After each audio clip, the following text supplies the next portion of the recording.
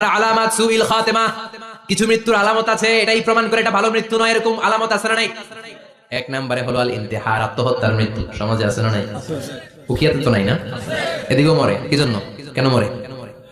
হ্যাঁ, বয়ফ্রেন্ড গালি দিয়েছে এজন্য?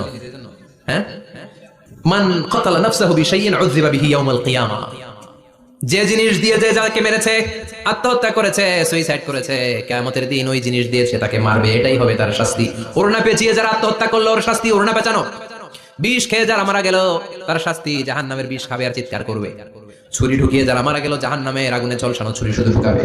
আল্লাহ আত্মহত্যা থেকে বাংলাদেশে বাঁচাও, আমাদের ছেলে মেয়েগুলারে বাঁচাও, চিৎকার দিয়ে বলেন আমিন।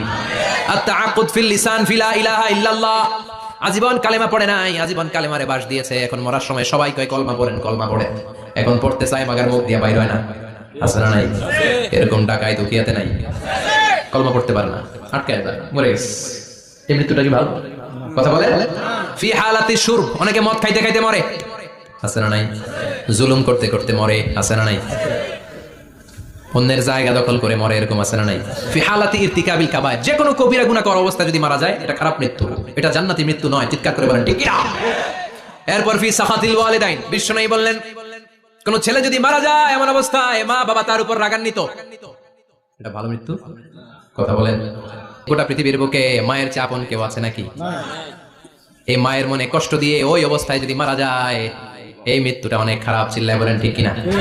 এজন্য মায়ের সাথে খারাপ আচরণ করবেন নাকি? কথা বলেন। যার মা নাই সে জানে মা না থাকার কি জ্বালা, ঠিক কিনা?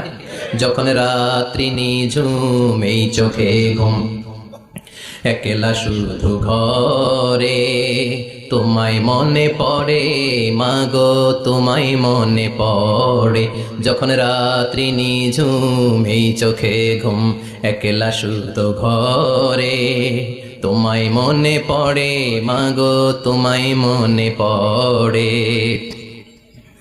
এজন্য মায়ের দোয়া সবচেয়ে বড় দোয়া। মা রেগে আছে, মা বদদোয়া দিয়েছে, বাবা বদদোয়া দিয়েছে, বাবা আপনার উপর অসন্তুষ্ট, ওই অবস্থায় ছেলে মরলে এটা কি ভালো মৃত্যু? এরপরে স্বামী যদি নাখোশ থাকে স্ত্রীর উপর, স্বামী যদি স্ত্রীর উপর রেগে থাকে, অসন্তুষ্ট থাকে, ওই অবস্থায় স্ত্রী যদি মারা যায় এটাও খারাপ মৃত্যু। চিল্লায় বলেন এটাও খারাপ মৃত্যু। এরপরে লাউ ফারিহাল মুসলিমুনা বিমাউতি, কোন লোক মারা গেলে যদি এলাকার মুসলমানরা খুশি হয়, এটা কি ভালো মৃত্যু নাকি? কোন লোক মারা গেলে এলাকার মুসলমানরা যদি আল্লাহর শুকরিয়া করে, এটা কি ভালো মৃত্যু নাকি? আমরা কি ভালো মৃত্যু চাই নাকি খারাপ? আমরা শাহাদাতি মৃত্যু চাই, ঈমানের মৃত্যু চাই, পড়েন আমিন। এজন্য